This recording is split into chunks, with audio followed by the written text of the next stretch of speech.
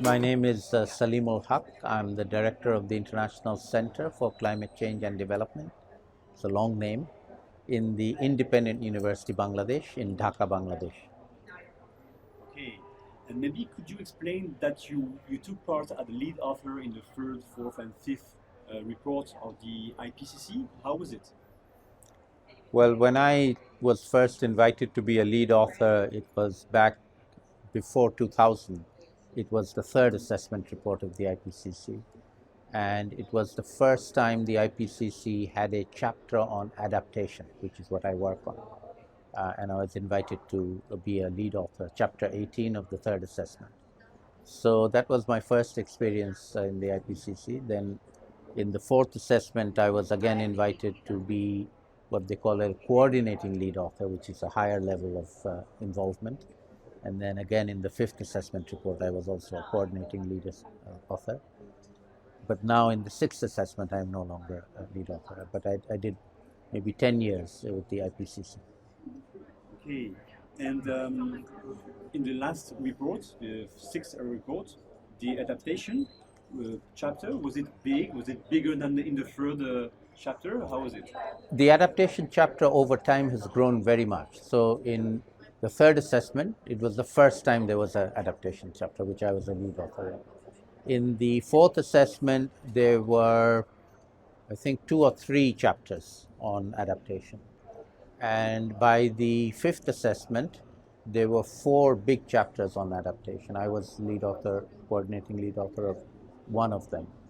So the literature on adaptation has grown very, very considerably over time. This time, the sixth assessment adaptation chapters have not come out yet. So the IPCC reports come out first, working group 1, which is the science, then working group 2, which is vulnerability impacts adaptation, which I've been part of, and then working group 3, which is on responses, and then there's a synthesis report of all the 3 working groups. It takes a year for each of these to come out. They get very highly reviewed, and then they have to be revised because of reviewer comments. So what we have now is only working group 1 that has come out. Working group 2 will come out after COP next year, then working group 3, and then by COP27 we will have all of the working group reports of the IPCC out. Okay, and I heard that you've been to the 26 COPs, and my question: are you the only one? I have been to all 26. I'm not the only one as far as I know. I know at least 2 other people who have done that, but there may be others. I'm sure there are others. And what is your feeling after 26 COPs that you know? Well, on the one hand, tired, bored, but also I remain hopeful. That's why I come back. I keep doing what I do. Okay, and about the COP21, the Paris Agreement, what was the meaning of adaptation in the Paris Agreement? What was the top topic on this? So the topic of adaptation in Paris, in the discussion in Paris, and then the Paris Agreement that came out, there was a very strong push from the vulnerable developing countries, particularly from the African countries, that they wanted a global goal on adaptation, similar to the global goal on mitigation. So on mitigation, we have 1.5 degrees. Everybody knows it's a global goal. Everybody has to do that. Adaptation is more complicated. It's difficult to have a global goal. What is the global adaptation? But nevertheless, because they feel it's important, they wanted a global goal. So we have in Paris, in the Paris Agreement, Article 7 on adaptation, which has a lot of things in it. But one of the things it has is that there will be a global goal on adaptation. We didn't agree what it was, but we agreed we should have one. In fact, that's the topic of discussion here in Glasgow. And there are various schools of thought on what can it be, what kind of goal can there be. The easy goal is money. Okay, there should be half the money supporting developing countries should be for adaptation. The 100 billion a year, which has not been given but should be given, 50 billion of that should be for adaptation. That's not happening. So that's the easy demand, money. The more complicated demand is, what is adaptation? How do we know when it's happening? How do we measure it? And there are various schools of thought. The various research institutes around the world who work on adaptation have different metrics that they promote. My center is one of them in Bangladesh. We promote the idea of adaptive capacity of people everywhere.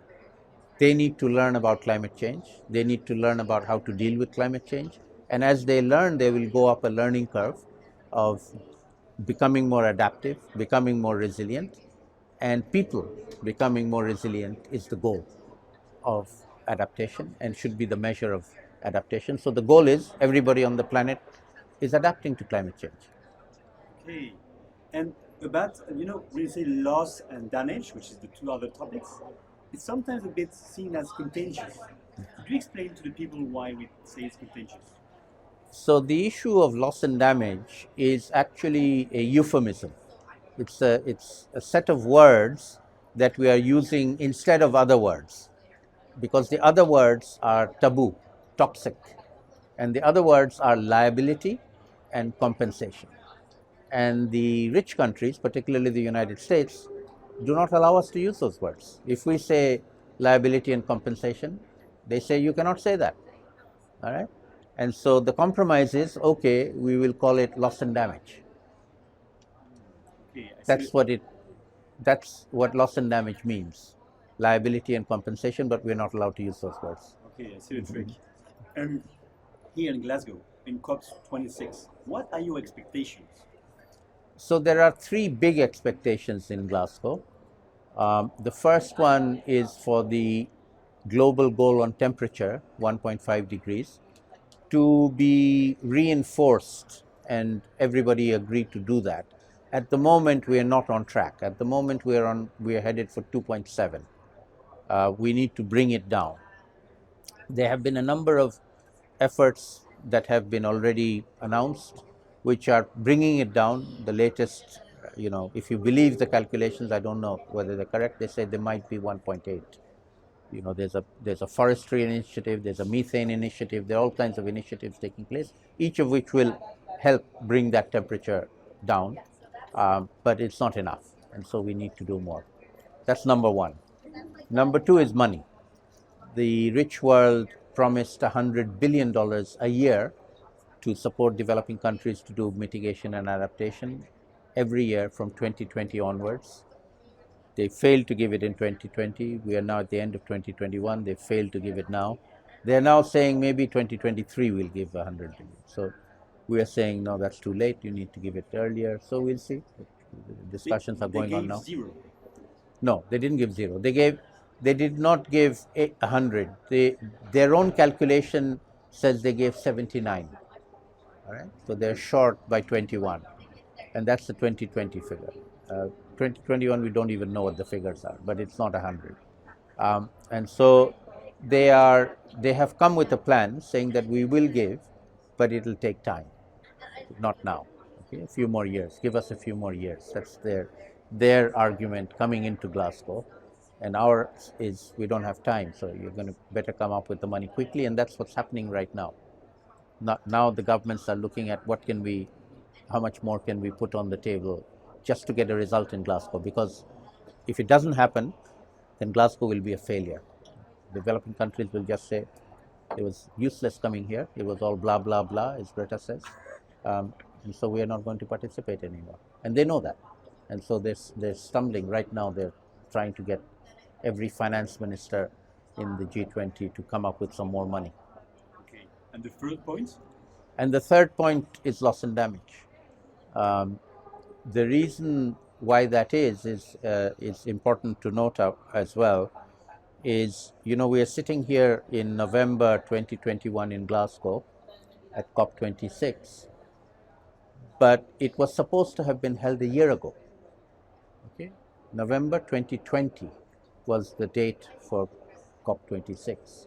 It got postponed by 12 months because of the COVID crisis, which is a valid reason. But nevertheless, climate change did not stop for 12 months. It happened. And as it happened, it crossed a threshold. And I give you a precise date for when it crossed the threshold, on the 9th of August 2021, when the 6th assessment report, Working Group 1 report, was published. Working Group 1 are the scientists who study the science. They're very conservative. They don't like saying anything beyond what their science is telling them. For the first time in 30 years, this is the 6th assessment report, this group, Working Group 1, said, first time, we have unequivocal evidence that climate change is happening already. Happening, not going to happen, not maybe happening. It's happening. And the branch of science that does this is called attribution science. They can now attribute the floods that happened in Germany, the floods that happened in America, the wildfires that happened in Greece. They can attribute. So the attribution science does not say this happened because of climate change. It says it became more intense. It was worse because of climate change, because the atmosphere has been raised by more than 1 degree temperature already, and we can attribute it to that. So human-induced climate change is now causing impacts of climate. It's happening. And therefore, those impacts are loss and damage from climate change. So the issue of loss and damage is no longer theoretical. It's no longer planning, anticipating. It's dealing with it now. And the UNFCCC has not done that. They have just talked about it as if it's going to happen. We need to think about it. We need to plan. That's not going to work anymore. And so COP26, in my mind, this is my test of COP26, if it can rise to the challenge of dealing with loss and damage in a suitable manner or not. Right now, they're not. And so we shall see. And would you be able to give us like a kind of measure of about loss and damage? How much money costs loss and damage in the world today, each year? Well, it's difficult to estimate, but it's a lot. And I'll give you 2 estimations that have already happened in the last 2-3 months, all right? There was a flash flood in Germany that killed nearly 200 Germans. And it caused damage that has been estimated at 50 billion euros. And it was a small flood. It wasn't a big flood, all right? It was a small flood. Now, 2 things about the terminology of loss and damage, the way we use it. We use the word loss to describe something that is completely lost and cannot be brought back. So human life lost is lost. You can give the family a lot of money, but it doesn't bring back the life. A species lost is lost. A habitat lost is lost. On the other hand, damage to a road or a building or a house can be repaired. If you have money, you can repair it, and you can repair the damage. So damage is repairable if you have money. Loss is lost. Even with money, you don't get it back. All right? And so the 2 terms are both in operation here. Nearly 200 Germans lost their lives.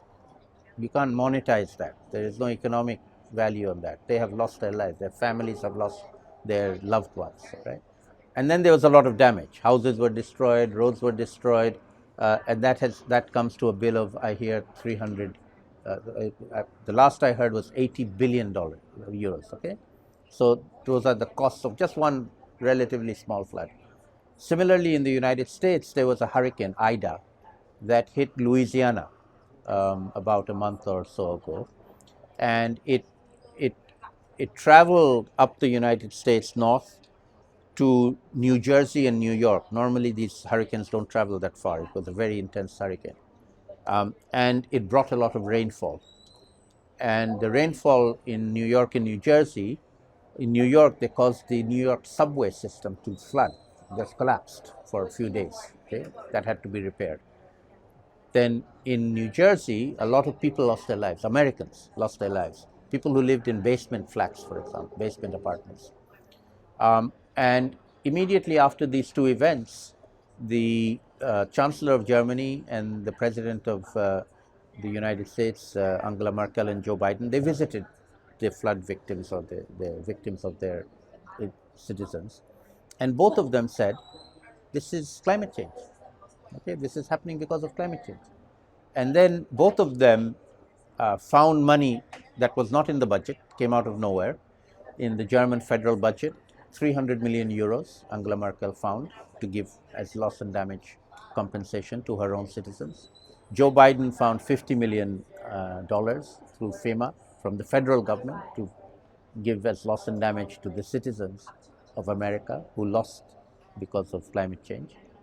And so That's loss and damage. That's just the bill for one flood and one hurricane in Germany and the United States. And our argument here is that that's good. Angela Merkel and Joe Biden gave money for compensation for loss and damage for climate change to their own citizens. But when we ask for money here, Angela Merkel's government, they say we have €0 for you. America's government says we have $0 for you. We have a lot of dollars for us, but we don't have any dollars for you. And we're saying, why not? And we're not even saying liability and compensation, by the way, all right? Because that we gave up. We're not saying liability and compensation. We're just saying humanity, solidarity. Don't you feel for other people? You only feel for your own citizens? So we see where that argument is going on right now. Okay, we never give up. We never give up. Maybe could you tell us about adaptation, loss and damage? What would be the difference between 1.5 degrees and 2 degrees? Because sometimes people are lost. Sure. So first of all, there is a very scientifically credible study by the IPCC, a special report on 1.5 degrees. So you should have a look at it. And they have demonstrated that there is a big difference between 1.5 and 2 degrees in terms of the impacts around the world. So a very dramatic and stark impact in the ecosystem realm is coral reefs, because coral reefs are very sensitive to temperature. And at 1.5, between 1. If you go to 2, then the entire Australian Great Barrier Reef will not survive. It will die completely. It will disappear. At 1.5, it will somehow manage. We'll still have to do a lot of restoration, but it will survive. And similarly, there's a gradation on many different scales. On humans and human lives, we are talking hundreds of millions of people living in the poorest parts of the world, in the poorest countries, who will either die or will be displaced and will have to leave their homes because they can't live there. The hot areas, in the wet areas, in the low-lying coastal areas, they'll have to leave. They'll have to become refugees. They'll have to become climate migrants or climate refugees. That's loss and damage. People losing their livelihoods and having to go. So the difference is like exponential. It's not like linear. Absolutely. It's not linear, it's exponential, and every little bit makes a difference. Okay, so 1.6 is worse than 1.5, 1.7 is worse than 1.6. And we're already seeing it. We're at 1.1 now. It's already happening. So 1.2 will be worse and 1.3 will be worse. It's not as as you said, it's exponentially increasing. Valérie Nassoun-Delmotte, she's the godmother of our NGO, and she always reminds us that every degree counts. Every degree, we never give up because it's not like binary. Exactly. So it's always a strike and to deal and tackle with climate change. Correct. Maybe I would like to focus on Bangladesh. About Bangladesh, how do you deal with climate change, with adaptation, loss, and damage? Sure. So let me describe Bangladesh first. It is a country of 170 million people. It's the 8th biggest country by population. But these 170 million people live in a very small area. It's less than 150,000 square kilometers. So the population density is well over 1,000 per square kilometer, which is usually only found in city-states like Hong Kong and Singapore, not in a whole country. Then the geography of the country is sitting on the delta of 2 of the world's biggest rivers, the Ganges and the Brahmaputra, which flood regularly. They bring floods with them.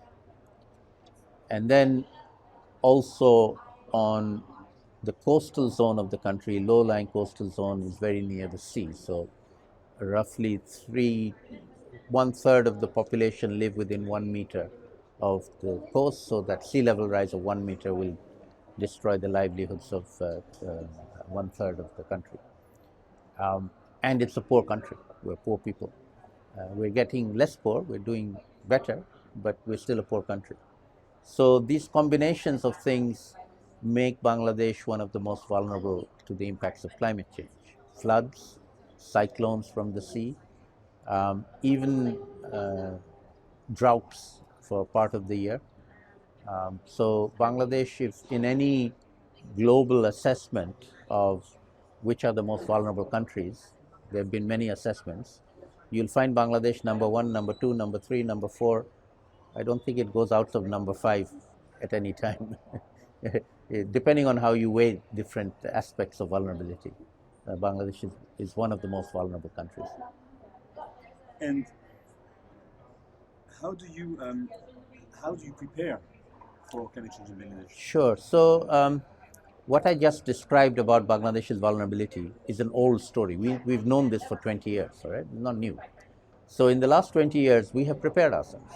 We have studied where the worst impacts will be, which parts of the country, what kind of impacts, where are the floods, where are the cyclones, where are the droughts.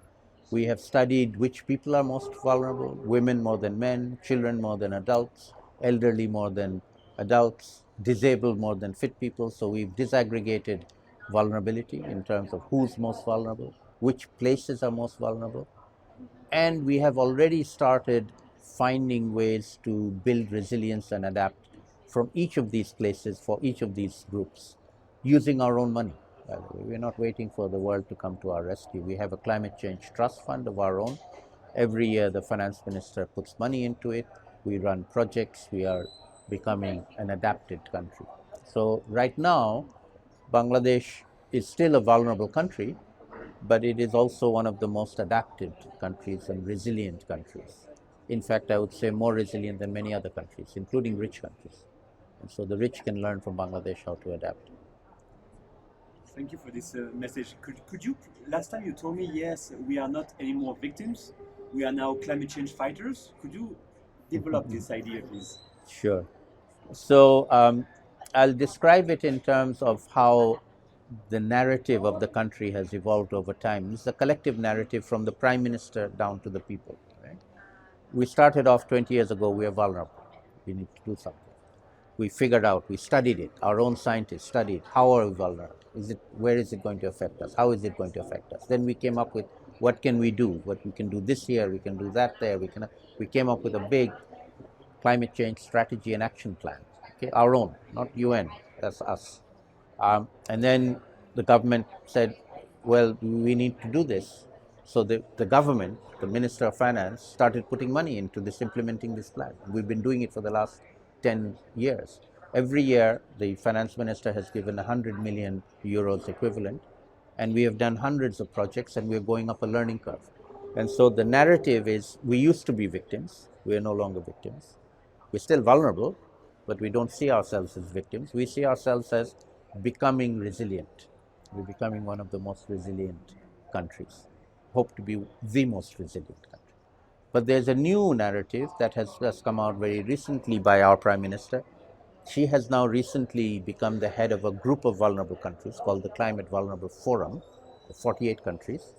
And as the leader of that group, she has decided, or she's with the other countries, they want to change the narrative once again. So they change from vulnerable to resilient already, now resilient to prosperous. And just 2 days ago in Paris, they had a meeting of the vulnerable countries, which she chaired. They have produced what they call climate prosperity plans. Every country is developing a climate prosperity plan. Bangladesh is the first to do it. It's called the Mujib Climate Prosperity Plan. It's named after the father of our country, who is also the father of our Prime Minister. So her father was the founder of Bangladesh. So it's named after her father. And it's a prosperity plan. So the difference between resilience and prosperity is resilience is coping with the impacts. Prosperity is prospering despite those impacts. Okay, we'll have the impacts, but we won't just cope with them.